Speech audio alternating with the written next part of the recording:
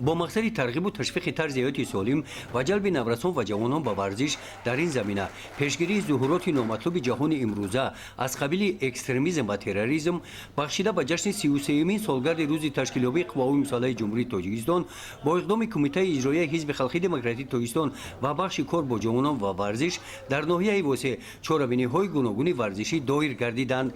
با این مناسبت در شهرک زحمت‌آباد مسابقه گوشتنگیری دایر گردید که در آن هم دختران و هم پسران مهارت بلند ورزشی نشان دادند. همین گونه چهاربینی عمومی از روی ورزش والیبال بازی در شهرک هولبوک نورسان و جوانان را به این تالار ورزشی جمع آورد.